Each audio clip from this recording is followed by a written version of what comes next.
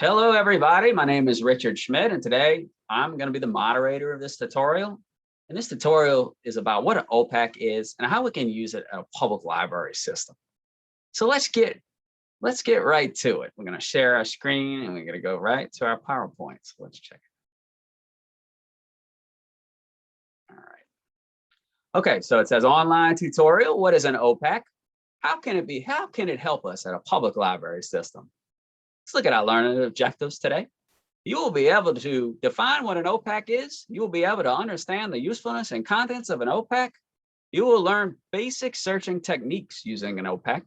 And finally, you'll be able to use an OPAC and conduct a search yourself. All right. So what is an OPAC? An OPAC is an online catalog system used by public libraries. It shows the user the information available at the public library system that is being searched. OPAC stands for Online Public Access Catalog. I thought this was pretty funny right here. This shows a picture of the old card catalog system, which is the system that the OPAC has replaced. And as you can see, the card catalog system was a lot less efficient and took a long time to search compared to the OPAC.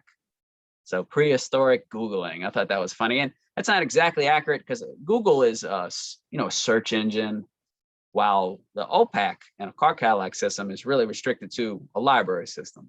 So it's a little difference right there, but it's still pretty funny. Why use an OPAC? It's much easier to use than the old paper card catalog system. It's much more efficient. It can give information to the user in seconds. It allows you to use it to view what's checked in, checked out at the library system. It allows the user to view information available across different mediums, for example, books, audiobooks, ebooks, DVD, etc. Users can search information by different elements such as author, title, and subject. And OPACs are less likely to be affected by elemental damage such as fire when compared to the old card catalog system. How do you access an OPAC?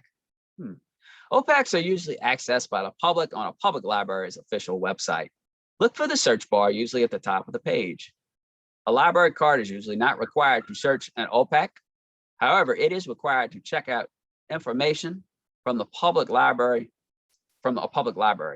So I want to look at this. What I'm going to look at is we're going to go to an actual, we're going to look at an actual public library system. This is the Lafayette Parish Public Library System. So let's look and find the OPAC. As you can see, when I told you to look for the search bar, it's usually at the top of the page. It says search the catalog here. This is how you access the OPAC. What I'm interested in is books on Hurricane Katrina and information on Hurricane Katrina. So I'm going to click Hurricane Katrina. I'm going to search the catalog. Let's see what comes up. Okay, as you can see, here are all the entries, all the items on Hurricane Katrina available in this library system. And there's quite a lot. If you look here, it says 255 results found. That's a lot of results. That's maybe almost too broad. So we'll get more on that a little later.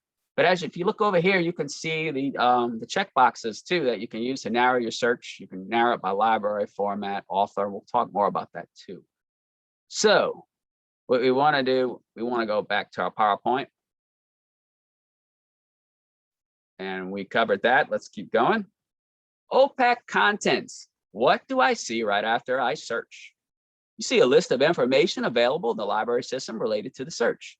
Drop boxes and check boxes, which I just showed you, allow the user to narrow their search by library, format, author, publication data, subject, audience, and reading level. Checkboxes content is usually limited to the search results. OPAC contents. What do I see when I click on an item? You can look at the format, the availability of the item across the library system, call numbers, the ability to place a hold, which you need a library card for, a brief content and abstract, an author ISBN number, and a physical description, and a subject term and other classifications. So let's take a look at this again.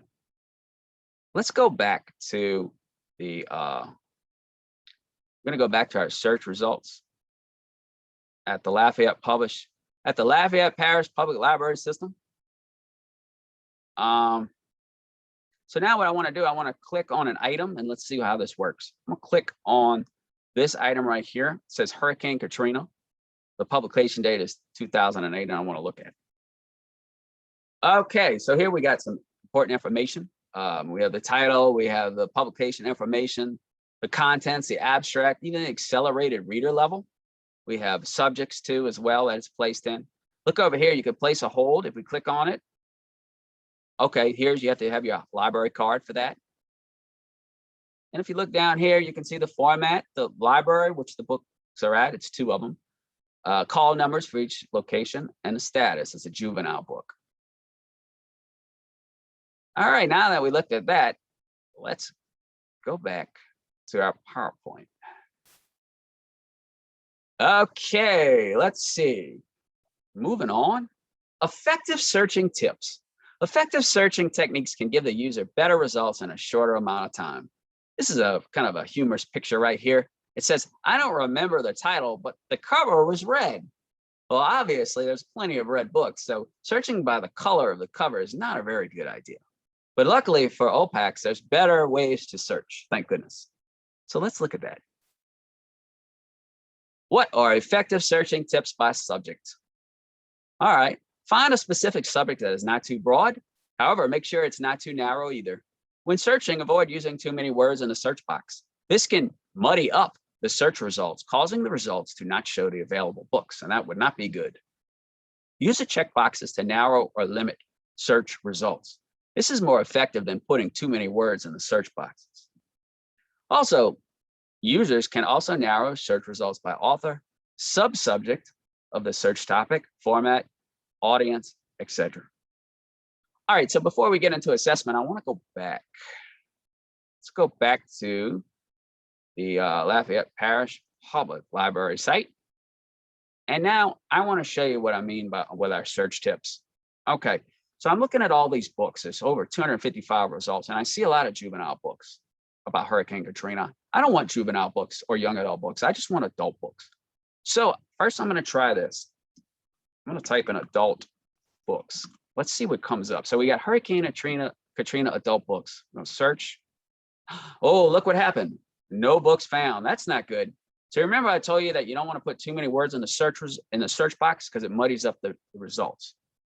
So we're going to try something different. We're going to take adult books out, and we're going to go back to Hurricane Katrina. We're going to search. And now I'm going to use the check boxes instead. So here we go. We have library format. We have electronic format, material type. This is what we're looking for, audience. So I just want to narrow it down to adult books on Hurricane Katrina. I'm going to click adult right here. I'm not going to click juvenile or young adult because I don't want those. I want adult. And then I'm going to click include. Let's see what comes up. It looks like we have some good results right here. We have 155 results, so it's been narrowed down a bit to the adult books. And this looks like I found what I'm looking for. Adult books on Hurricane Katrina. And you can tell that these are adult books. If you look closely at the, you look at the subjects, you don't see juvenile. You look at the call numbers, you don't see a J in front of it, which usually stands for juvenile. So it looks like we found what we were looking for, and that's good. We used the check boxes. Okay, so let's go back to our PowerPoint presentation. Okay, now we're going to look at assessment. At the end of the module, you will be asked to complete an assessment. Assessment will be a performance-based, hands-on type, because this is a searching an OPAC is a hands-on kind of thing. Users will explore and search an OPAC for a public library system on their own. Using the OPAC, users will search for 5 adult items on the subject of the Titanic disaster. So we've gone from a natural disaster to a man-made disaster. Okay. And also they'll look for 5 young adult juvenile items on the Titanic disaster. Users will record the title, author, format, call number, and library location of each item. Finally, users will briefly evaluate their experience by answering the following short answer questions. Did you find the OPAC useful? If so, why or why not? How did the tutorial help you navigate and search for the information on the OPAC? What did you find easy about your search? And what did you find difficult about your search? Well, okay, this is the end of the tutorial. I had a great time talking to you all, and I hope you've learned a lot about using OPACs. I hope you all have a great day and good luck on the assessment.